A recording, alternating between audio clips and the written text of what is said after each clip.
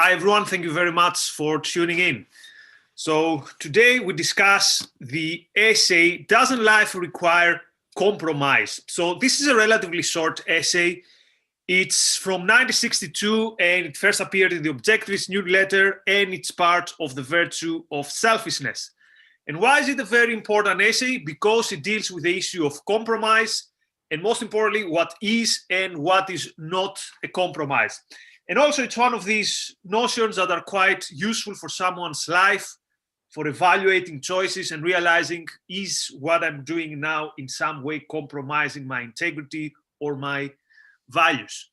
So we're discussing this with Don Watkins and with James Valliant. If you've been with us for some time, you already know them. So Don has co-authored books like Equal is Unfair, or like The Moral Case for Finance. And also he's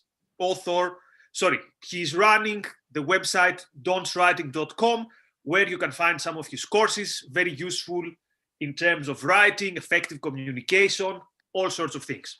And James, he's the author of Creating Christ, which you can see behind him, and The Passion of Ayn Rand's Critics. Both are very well, have a very good understanding of objectivism, and they can help us understand this essay. So, gentlemen, without further delay, have we got any preliminary comments on why this essay is important, where it comes from, or shall we jump straight into analysis? Well, I would say that, so it's definitely, you highlighted the moral aspects, but you mentioned it was written in 1962. And of course, this is during the Kennedy administration. And throughout the early 60s, Ayn Rand is very concerned with what she sees. She calls Kennedy the last ideological administration. And she thinks that their ideological program is anti-ideology. It's to take off the table the idea that we can choose between the principle of freedom and statism. And this gets kind of crystallized or reinforced during the Johnson administration with the idea of rule by consensus. And the idea is that, look, the mixed economy is here to stay, and all we can do is compromise. We can find common ground with everybody. And so I think a lot of what is motivating this essay is not just that compromise is an issue in human life, that one needs to make a distinction between when it's appropriate and when it's not. It's that compromise is being shoved down people's throats as the essence of a moral life at this time. And she's trying to stake out a very different view. Right. And that's why she gives examples of moral compromise, and then she says that's the essence of the U.S. foreign policy, and then she says, and that's the essence of U.S. domestic policy. James, have you got any preliminary remarks? Well, what I'd do is I'd back up to ask the question, why is it so short an essay? How can she get away with so short an essay on a moral principle that has tortured so many ethical thinkers? Normally, we're told, oh my gosh, life involves all kinds of difficult moral decisions, insoluble in many cases. We really don't even know how to approach the issue. Of course, it requires compromise. So how can Ayn Rand get away with such a short essay? Well, in effect, she's taken out the premises that make the question impossible to answer normally. Normally, we have a mystically based or an irrationally based code of ethics, and that, of course, is unlivable. And if you have a theory-practice dichotomy of any kind, of course, Ayn Rand is an egoist. To her, the moral is the practical. There's absolutely no distinction between the two, between being moral and being practical. The other thing is she understands the role of concepts and principles and what they are. To her, they're not nebulous floating abstractions. To her, they connect to the facts of reality.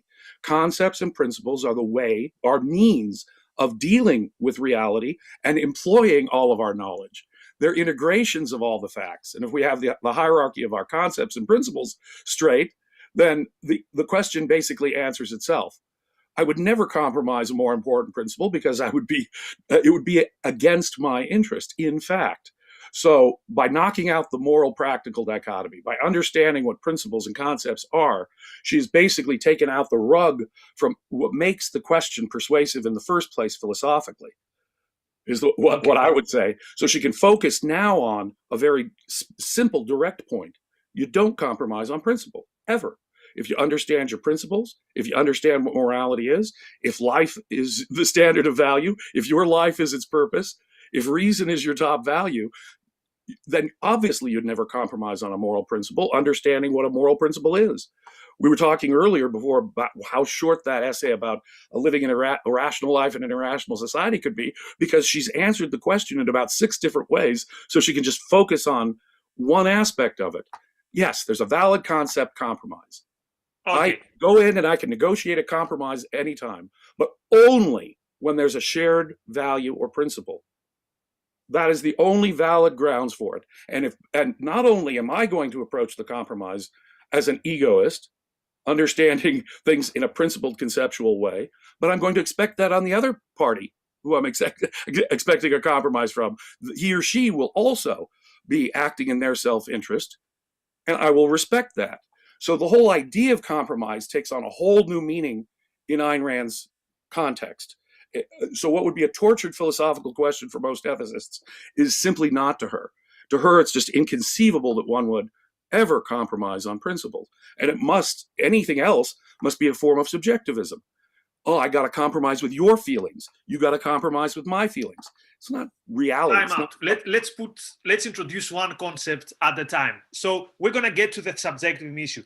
So since 1962 was mentioned, at some point before the end, I want us also to discuss the Cuban Missile Crisis, because this was supposedly, although there are many historians putting a question mark on that, supposedly the closest the world has ever reached a nuclear disaster. And I grew up, for example, with my mother telling me, I remember hour by hour, we're sitting by the radio waiting to see if there's going to be a nuclear war. And I remember in the university being taught in diplomacy and strategic studies, in military studies, that compromise literally saved the world. So let's put a pin on it, and we're gonna discuss it in a second. But before we get there, let's first make sure we all understand the terms we're talking about. So for Rand, compromise means adjust some conflicting claims. So there's some conflicting claims, and we adjust them by mutual concessions. But we're based on agreement on the fundamental principle behind this, let's say, conflict. So do you want to elaborate a bit on that? So what does it mean that we agree that there is a fundamental principle behind our conflict? Well, I think it's the first part gives an answer to the second part. So she puts it as mutual, like we're mutually making concessions on a basic principle. And what her view is that if you're compromising on principle, it's no longer mutual concessions, it's unilateral concessions.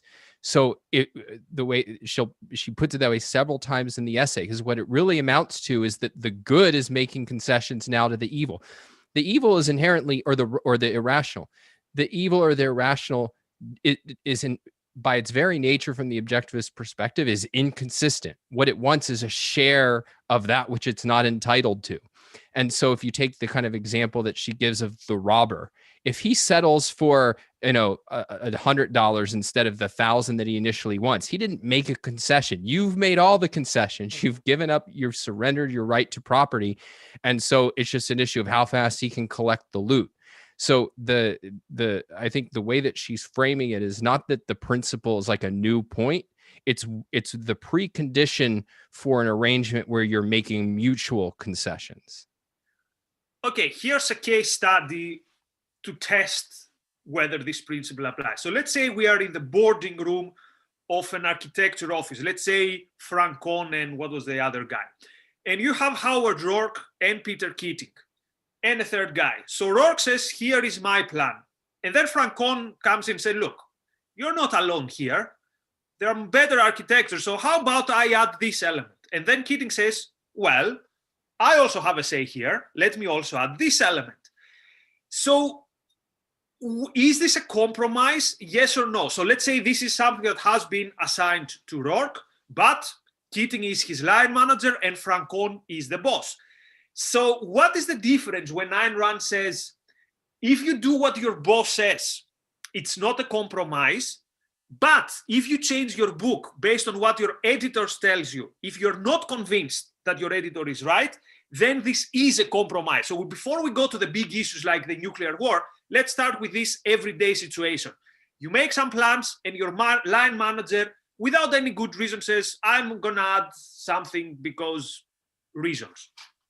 Well, that was the last little phrase there is the key there, without any good reason.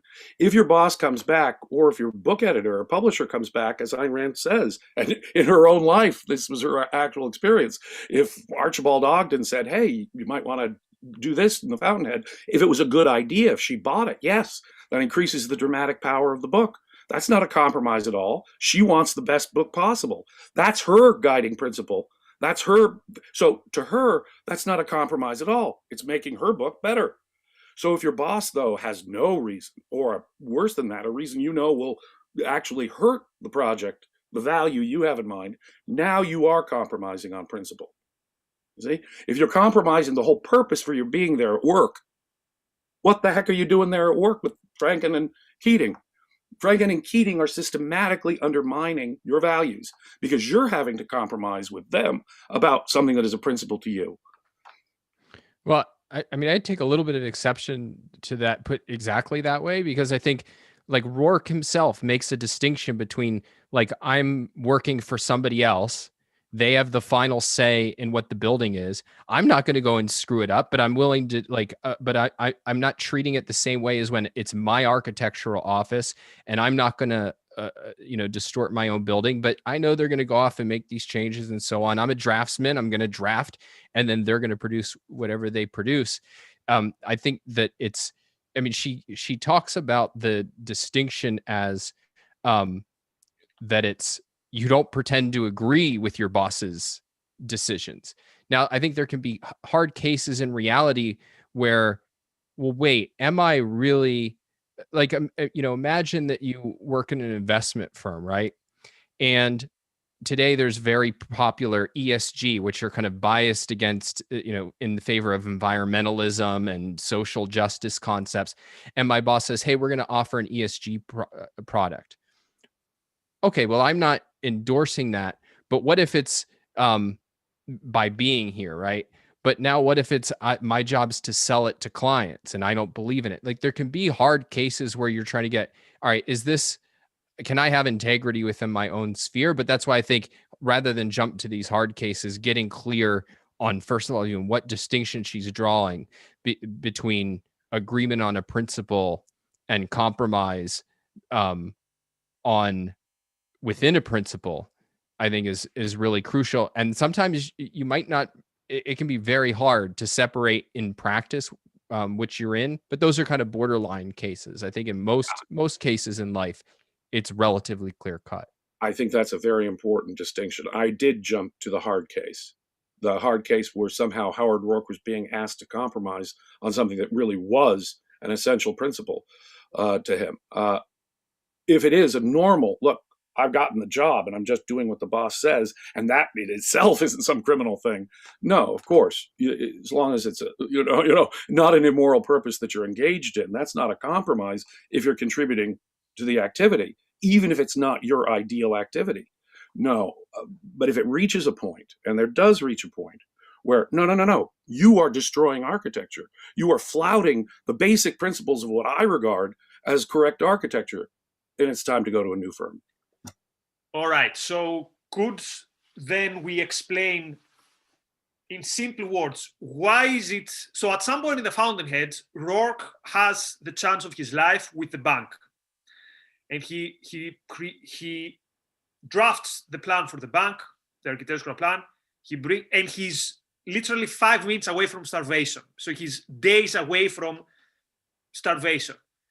And they call him from the bank and they say, yes, we've got it. Your plan is approved. And he goes there all happy. And there's like, oh, just a little bit change here, a little bit change there. So spoiler alert, close your ears for a couple of seconds if you haven't read that part of the book. Rourke says, no, a building as a human being has integrity or something like that. And he ends up working in the quarry. Why isn't it a compromise that he finds himself in the quarry where he has to do whatever he's told to do? And the daughter of the boss shows up, like, yes, Miss Francon. And if the guy who is the supervisor tells him, go back to your work, he has to go back to his work. why did he choose to work in the quarry and not consider that a compromise, so as not to change a couple of things in the building, which is what most people would consider a compromise? Look, the board of directors, they have a say. They're going to introduce their stuff. The architect has a say. He's going to introduce his stuff. Compromise, something in between. So what is the moral code there of Rourke, and what does it tell us about compromise? By the way, I hope this is not a super borderline or complicated example. If it is, stop me here, because I try to use it as something that the audience is going to click to the audience, not as something super complicated and difficult. No, I think that's a better kind of example, because there it falls, I mean, it's very similar to some of the distinctions Ayn Rand draws. So she draws a very important distinction. You can think about it this way. What makes compromise plausible to people? Well, one thing that makes it the idea that compromise is good plausible to people is precisely that you often find yourself having to reach agreements that you find unsatisfying. So like, if you work for somebody, you often find, well, I don't want to go to work until like 8 o'clock tonight. Like, I'd rather go off and do some other things, or I don't want to have to wear this dumb collared shirt. I would rather, dress super fashionable, like Razi, let's say. So you often find these things that are, distasteful, not fun, like, and so you could put the quarry as, this is not work that Rourke would love to do with his life. It's not his favorite option. But that's very different than selling out your principles. And Rourke is an artist. He's interested in architecture because he wants to create buildings, and buildings around a certain theme, buildings that have integrity. And so for him, it's, I'll either create buildings that have integrity, or I'll do something else, but I'm not going to create buildings that don't have integrity, because it's not why I'm in architecture. And long run, it destroys my ability to establish myself in architecture. And we can talk about why that is. That's more an analysis of the fountainhead than it is of the subject, but it's, I think that's the key distinction. Yeah, right. It raises the issue of the hierarchy of values. And when you've got that straight, the question sort of answers itself. In other words, Howard Rourke is only an architect to design his kind of buildings. If he has to design buildings with classical facades or mongrel collections of previous styles, he doesn't want to be an architect at all. The whole purpose of his being as an architect is to build his buildings. If he can't do that, if he has to compromise on essential aesthetic principles, why be an architect at all? It's like Ayn Rand's analogy of the price of getting into an art museum is having your eyes taken out. That's how Howard Rourke sees it. And that's how I would see ethical issues, like we were discussing before about honesty and dishonesty. I view being dishonest as standing on a railroad track with a train coming at you at 90 miles an hour. It's no compromise to jump off the tracks, is it? It's simply a question of my hierarchy of values. It's that simple. Right. So hopefully by now it's a bit clearer what is and what is not a compromise. So then Ayn Rand goes on to make these distinctions about, so for example, she says, if you go with your wife in the theater, in a show that's very important for her, not a compromise. Sorry, or compromise without the question marks, like let's say a legitimate compromise. So you have something in common and you meet in the middle. I want to watch the game, you want to go to the theater. But if you pretend that you like something that your wife likes, then it is a compromise in the bad sense of the word. Compromise with quotation marks. What's the difference there? Or to make the same example more concrete, it's her birthday, it's very important for her, you go to the theater, but then when you leave, you say, oh yeah, that was so great, whereas when you were there, you just wanted to unplug your eyes and throw them to the state. What's the difference between... Here we're zeroing in on Ayn Rand's point about subjectivism. A compromise can never, should never be a compromise between your feelings versus my feelings. No, you've got values, I've got values. I'm going to respect your values. If you're a value to me, your values are a value to me, are part of my value system. But I'm not going to compromise my view of reality. I'm not going to compromise my view of values or judgment. I'm just going to integrate the value of you and your values into my life.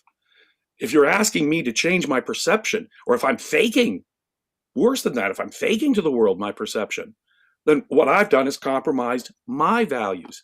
I've hurt my interests directly. Makes sense. Yeah, I think here's a wider kind of framework from which to see this. So the kind of context in which the conventional view. So we've been talking about compromise is really a package deal, right? What's putting into the same category mutual concessions given a common principle to conceding a principle, and it's treating both of those as the same. And the kind of I talked about one form of the plausibility of it, that we often have to settle for things that aren't our favorite option. But there's another plausibility that comes from the whole way that we're taught to view the world is that people have these clashing desires and indeed clashing interests. And so how are you going to mediate those? How are you going to have society not fall apart? Well, it's compromise or guns to each other's heads. That seems to be the kind of alternative. But that whole perspective starts by taking people's desires, their whims, as Rand puts it several places in the essay, as a starting point. We can't question those. You can't raise any doubts about, like, well, is your desire even legitimate? Should it even have a kind of voice in this? What is the right principle to be on here? And it says, no, you take that as a given. And then it's, well, you have to give up and the other side has to give up. And so the subjectivism is precisely in the idea that we take whims as given. They're just part of they're just inputs here that have to go unquestioned, and they all have equal legitimacy to a claim. And so, yes, if you take them as given, well, then of course the only way that you can not shoot each other and just have like might makes right is you give up and I give up. And so, but what that amounts to is whim makes right. And so part of what she's challenging, and it's relevant that both in Virtue of Selfishness and, as I recall, in the Objectivist newsletter, either immediately before or I think more likely immediately after, the essay is conflicts of men's interest. And here her view is that no, if our interests are defined rationally, then there is no such conflict between the interests of rational men. And so rational men don't have to compromise on principles. They can agree on principles and then try to settle on a shared concrete, or go their separate ways. And if they have somebody who's asserting an irrational principle, they can go their separate ways. And that's part of what a whole government is to protect, is your ability to agree or go separate ways, versus I just have to compromise on anybody on anything. Yeah, and again, we can see the various ways in which Ayn Rand sort of cuts off at the pass what appears to be a tormented ethical question with her political approach too. If people really are not in a coercive relationship with each other, then people are free to pursue their own perceived self-interest, then there's really no need to compromise in a principled sense at all. It's when people think, oh, I got to force this compromise by government. There's a gun implicit in the compromise that sort of makes everyone forced to sort of reconcile these subjective interests. So all the way at the primacy of existence, all the way down to her politics. All of these principles actually undermine what makes this whole question such a problematic one in the field of ethics. And the relevant passage, it's the only quote I'm going to read specifically because I think it's very good. It says, the root of that doctrine, and it means often to compromise, is ethical subjectivism, which holds that a desire or a whim is an irreducible moral primary, that every man is entitled to any desire he might feel like asserting, that all desires have equal moral validity, and that the only way men can get along together is by giving in to anything and, quote, compromising with anyone. Now, having grown in a quasi-socialist country like Greece, what I remember is every winter, the farmers would go on strike, but the strike would be they would close they would close the highways. So basically, they would close the biggest national highway in two. And the idea is, look, we're struggling financially, so we need more subsidies. And always the discussion is, okay, now it has reached the point where we need to find a compromise. So every some years, the police would use violence, and then the head titles, the newspaper would be, the government is uncompromising, and this just dynamites the atmosphere. So the idea was, look, in order to compromise, because we feel we need more stuff, we're gonna basically threaten Greece with big problems. Because imagine what happens if for 3 weeks you cannot cross with your truck the main avenue, and this would create also problems with international trade, because Greece is, let's say, somewhere in between. So the idea was, basically, I bring a gun to the table so that we compromise. And it's exactly this what Rand says. No, this is just your whim getting to the level of actually an irrational, your whim getting to the level of a claim to someone else. Though usually in politics, compromise, or the claim to quote compromise, comes also with the use of violence. So is this something a different category, or is this still within quote compromise, even when it includes the threat of violence? Well, what's interesting, and as an underlying point here, is the actual agreement that the left and the right in most places actually share. And it's really only a difference of degree. The right is in the position of the homeowner who's willing to negotiate about the number of spoons. Please just only take a few spoons, leave me the rest of the spoons. But the principle, you can take spoons, has been conceded to the left. Now, if the left says, oh no, we need 90% of your spoons, and if you're rich, there's a special spoon tax, it's just, now you're just haggling over details. Both have actually conceded the basic principle there, that the government has the right to use force to force this compromise. But there's another issue you raise. There can really not be a compromise in which both parties are using their best judgment, unless it is voluntary and uncoerced. Only then can we assure that there's a win-win, at least perceived on the part of both parties.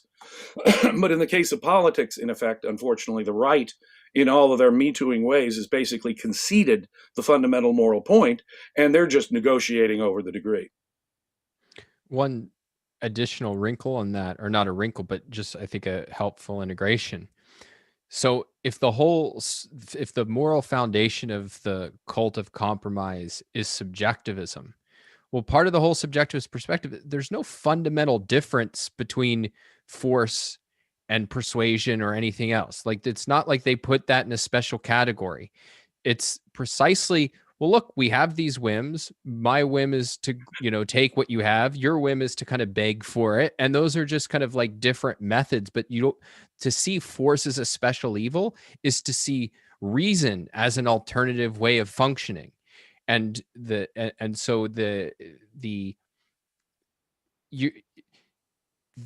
is true that they have this kind of fundamental agreement that force is a legitimate way to deal with one another, but that's rooted in the whole moral perspective that's underlying the idea that compromise should be the essence of life. And so it's not an accident then that, like, the mixed economy is a perfect example of this idea of compromise. It's everybody has their desire. We're going to battle it out and then impose it upon people, whoever wins this kind of internal power struggle. And I'll here's leave it also at that. how altruism fits the frame. So I remember at least twice being in a national highway, and my trip was in jeopardy. This was like family vacation, and one, I think, it included getting the boat for Italy. So it was like the stakes were high.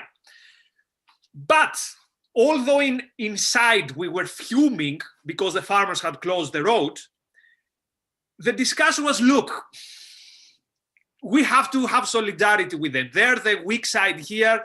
We're all leftists. We support their struggle.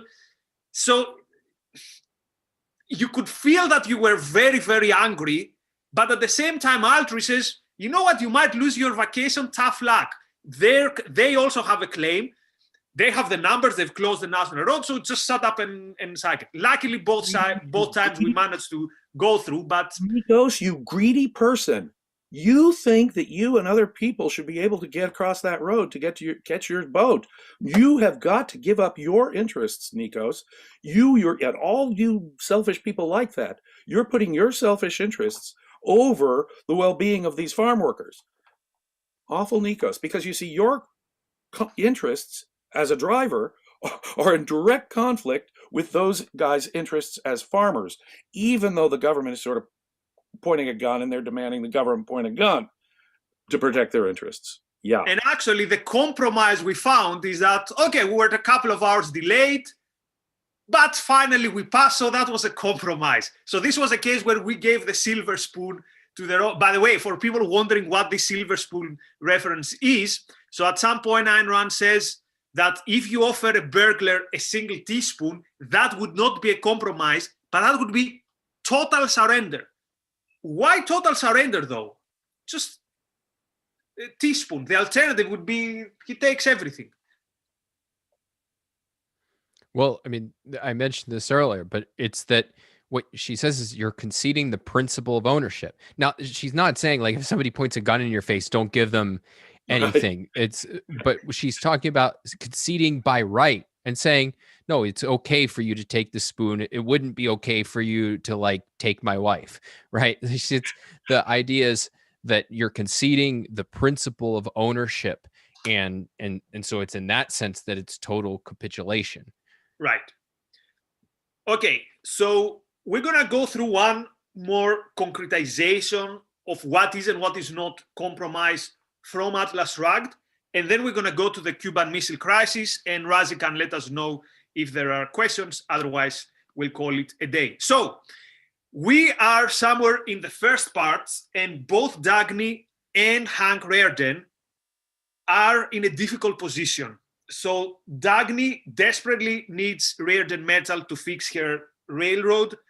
Hank wants someone to buy his metal, but they have to make a negotiation. So I'm going to read you a short passage.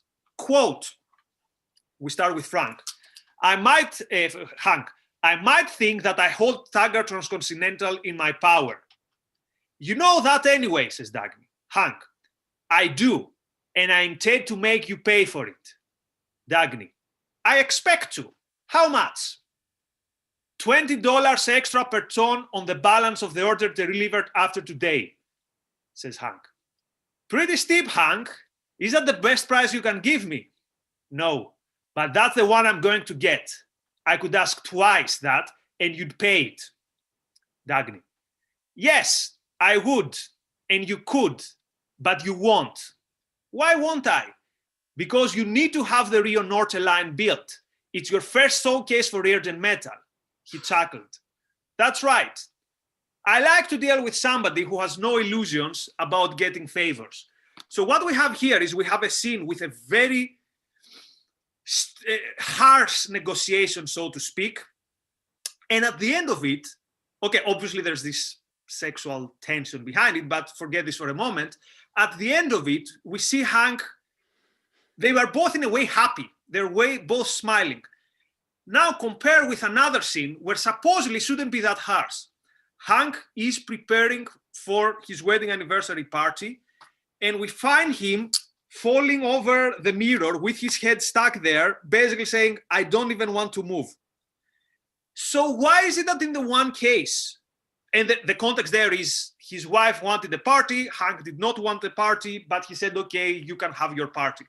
Why is it that in the one case where this very harsh negotiation, that's a legitimate, let's say, compromise, and both sides exit the negotiation in a way feeling some joy, and why is it the other occasion where it's supposed to be a happy occasion, the party, Hank feels that there's something wrong with the compromise he conceded?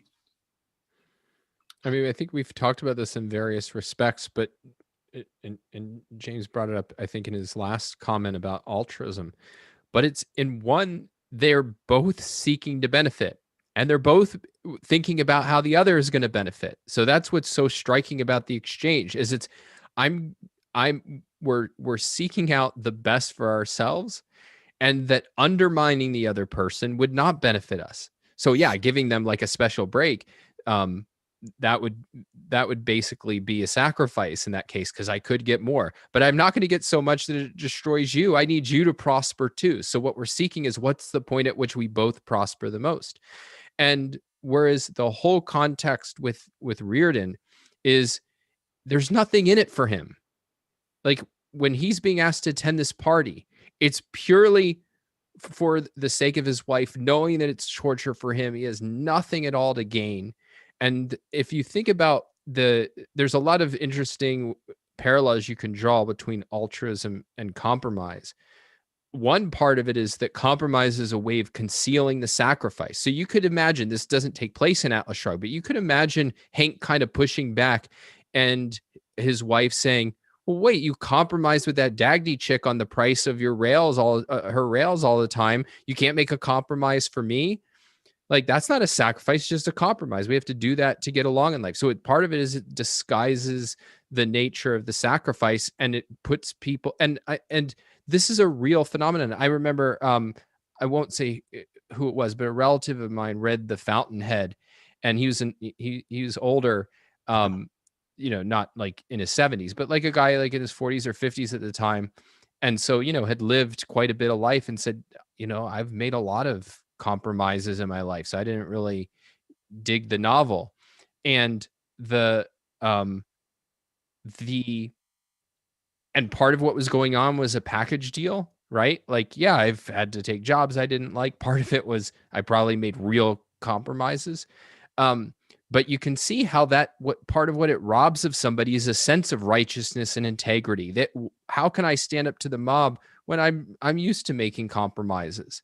And so it's part of the viciousness of the package deal, is it empowers people demanding sacrifice, because they're in effect saying, well, clearly you have to make sacrifices. You've made them without complaining before. Why not now?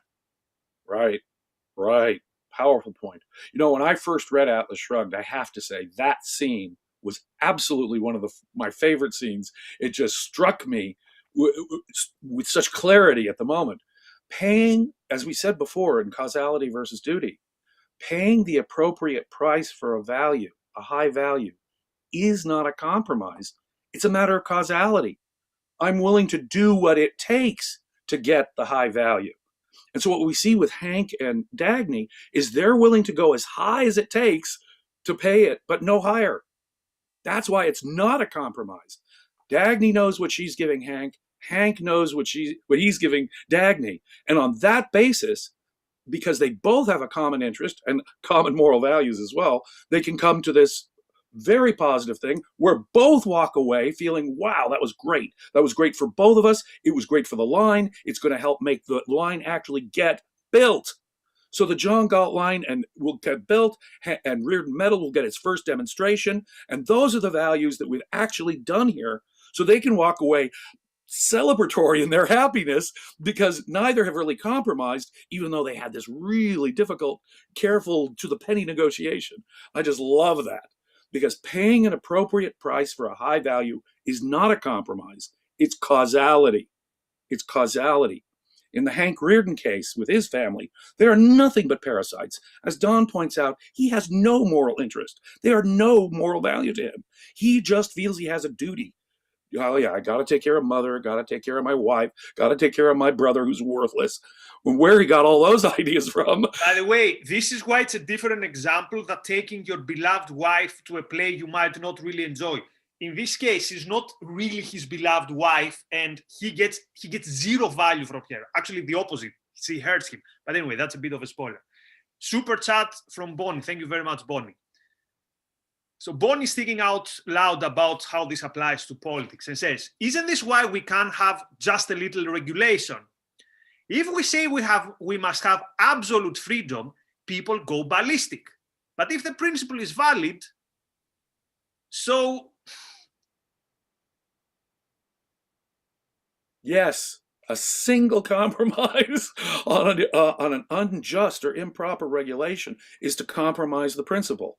Yes, this is why Ayn Rand as early as the 40s, when she was becoming politically active, she would have a much greater emotional reaction to someone like Hayek or Milton Friedman if they were conceding rent control or something.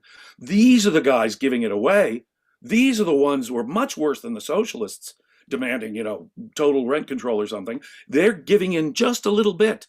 That's where the problem really rested in her mind, is with those Me Tooing right-wingers, even more than with the socialists who were just screwed up. Or see how things have escalated in the pandemic when we said, yeah, okay, for 3 weeks, if it's about flattening the curve, for 3 weeks, okay. Or I remember a couple of months ago, the first travel bans were introduced, and some liberal firebrands in the UK, they said, okay, but now you really need to tell us when you're going to open the airports, because, okay, we get it, but please until tell us when it's going to open. Of course, now you've opened this window. Good luck when they're gonna actually take this back. Anyway. Well, hold on, I want to say something on that. So, yeah. I agree with what James said. But I forget whether it's in this essay or somewhere else. Ayn Rand stresses out that it's the first conscious breach with freedom. So it's not like, oh, we kind of passed a law that doesn't protect freedom and now we're screwed. It's the issue of what you regard as a legitimate justification. And if we're justified in restricting freedom because of X, well, now X is going to be applied in effect as a precedent. And there's no way to cut that off without rejecting this justification that supposedly trumps freedom. Now, I would also add, I don't think that's Rand's main objection to regulation.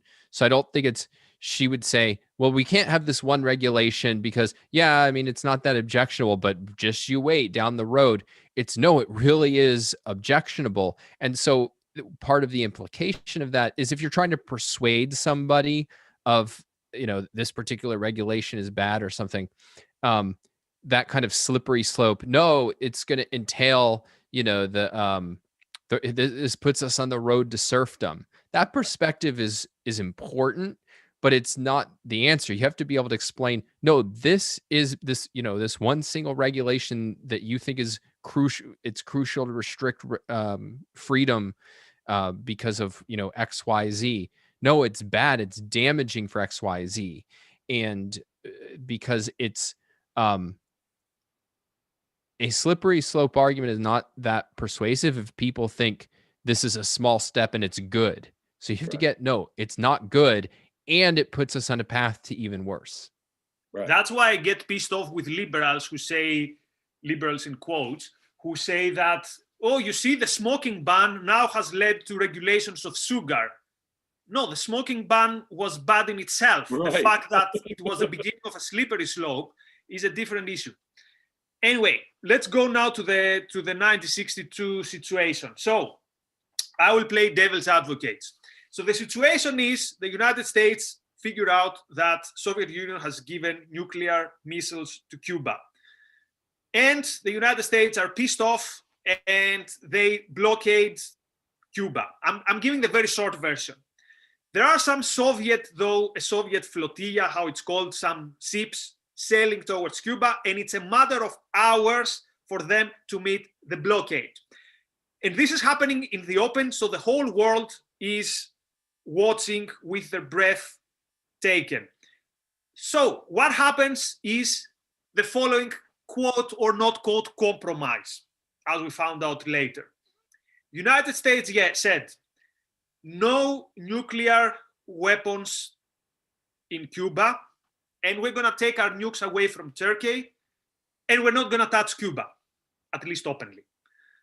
Soviet Union said, okay, we take away our nukes from Cuba, you take yours from Turkey, and we leave Cuba alone, and we're all happy. Now, I could imagine that Ayn Rand would not be very happy with. By the way, no, I don't know how Rand. Well, she wrote a whole piece on the Cuban Missile Crisis. Oh, okay. I haven't read it. So am I right to suspect that she wasn't very happy with it? Yes, but I haven't read it in a long time, so I can't name her reasons with any confidence. Okay, but let's forget what Rand said for a second, and let's try to see it as a case in itself. So, yes, there was a quote compromise with the evil empire, whatever, but you know what? Millions of people who would otherwise die from a nuclear exchange, because remember, the reason that the whole world was so terrified is that at that time, both sides had many nukes facing each other. And also, interestingly, both sides believed that they could prevail even in a nuclear war. And particularly China, who at that time was slightly closer to Soviet Union than later, they also believed they could prevail in a nuclear war. So the idea was, if it gets to that, we go after it. So couldn't we say that, look, 25 years later, first of all, who cares about Cuba? Yeah, okay, they still have socialism, whatever. 25 years down the road, Soviet Union collapsed. All these millions of people who would have perished from the nuclear war did not perish. Seeing it in retrospect, that compromise was the best thing that could have happened. What am I missing here?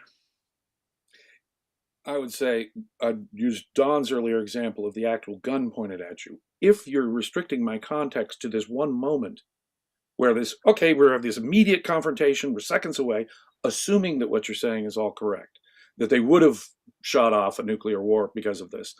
I'm not sure about that. But assuming that's all correct, and it's a life and death in that moment situation. Okay. Don't fire your nuke that's aimed and pointed at me like Don's gun was pointed at the person.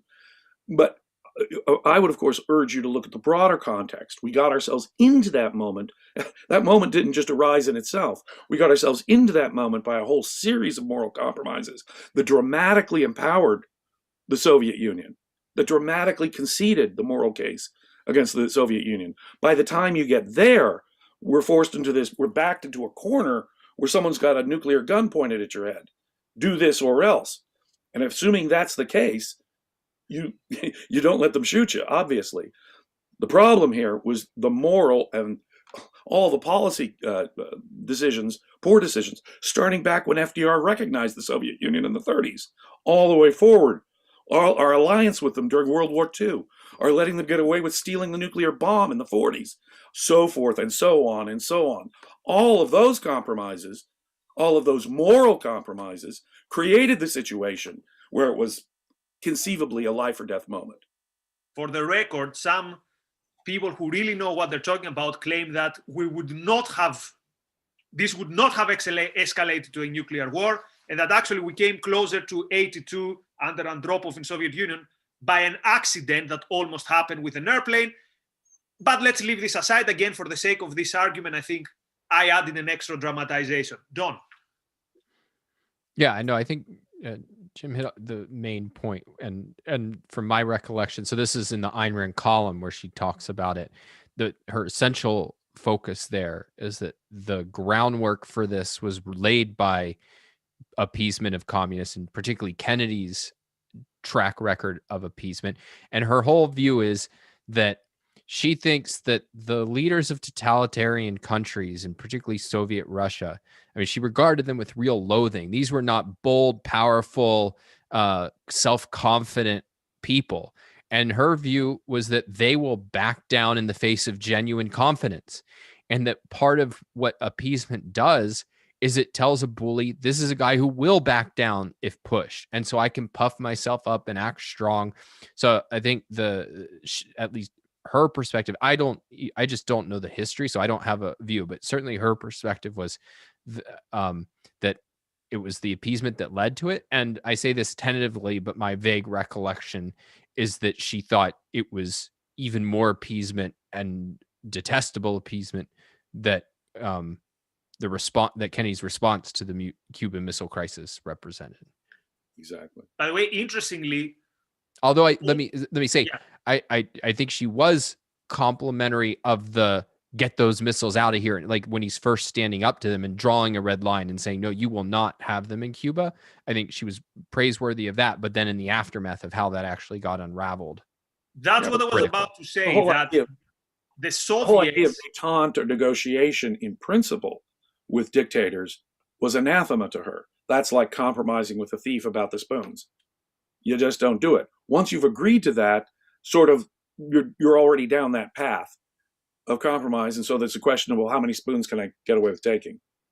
And from the Soviets' secret, let's say, point of view, they were not happy at all with Khrushchev, the other leading team. And that's one of the reasons, allegedly, why Khrushchev he was actually the only general secretary that was paused from his duties while he was still alive, and 2 years later. And again, many people claim it's because the Soviets considered the Cuban Missile Crisis a defeat. This really isn't on the point, but the fact is that there were people around Khrushchev who thought he was, a table-pounding nut, and that he might have done something stupid to start a nuclear war within the Politburo. So that's why I have a little doubt about whether or not it could have caused a nuclear war. But overall, the Soviets were avoiding nuclear war in general. Yeah, it was mostly Mao who thought that socialism, qua being a superior system, would even survive.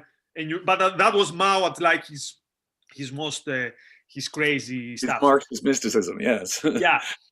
Okay, so I hope that people who watch us understood what constitutes and what constitutes not a compromise, and also why a compromise in terms that it's not based on a mutually shared moral basis is a wrong thing. So I want to thank you both. Before we leave, let me pitch something relevant. So I mentioned Don's, let's say, day job, which is his communication skills, but also his side hustle, so to speak, is explaining objectivism in a clearer way, and actually going through some objectivist works and explaining them through some in a clear way. So he has a series of video on objectivism, the philosophy of Ayn Rand, which I use quite often on our Saturday session with James. When I prepare the questions, I go to Don's videos.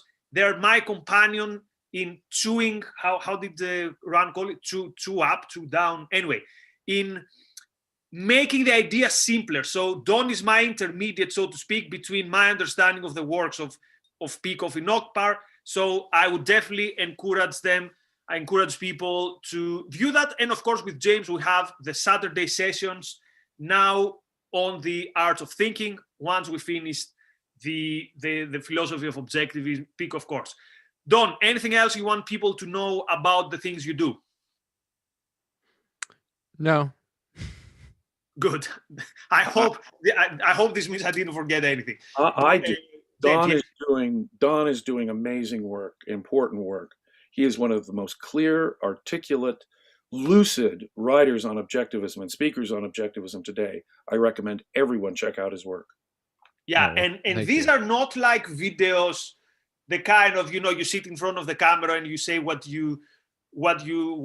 comes to your mind. They're very, very articulate. They include even, I like that one about the free will and causality, that you put together different points of view. Brandon says this, Birsweiger says this, there might be a difference between that. So that's not the stuff where you can find easily. So I definitely recommend it. So last but not least, if you appreciate and if the things that Ayn Rand UK do add value to your life, consider becoming a member, because by becoming a member, you're going to get even more value. You're going to have access to the sessions we have with James on Saturday on the Peikoff courses. You're going to have access to the Productivity Hub. This Sunday, we talk about communication skills and public speaking. You're going to have access to the reading group, which it's still on With a Living, but the next one is going to be, I think, on the Fountainheads, and with some people who are going to show up, who are going to be a surprise to you. Although it's not official yet. You get access to the WhatsApp groups. You get many good perks, and it's totally worth it. Also, Clubhouse, almost every day, actually every day, some days more than one program there. And Razi wants it to be, and basically anytime you log in Clubhouse, there's some objectivist discussion going on. Let's see if it's gonna get there. Okay, that will be it for today. Thank you very much, Don. Thank you very much, James. Thanks, Razi, for setting this up. Thanks to our viewers. Again, this stays on the internet forever. And hopefully this is going to be of value to people who try to navigate philosophy and try to understand objectivism and how it can apply to their lives and to politics in general. Anyway, that was good fun. Thanks, everyone. Bye-bye. Thanks. Thanks, guys.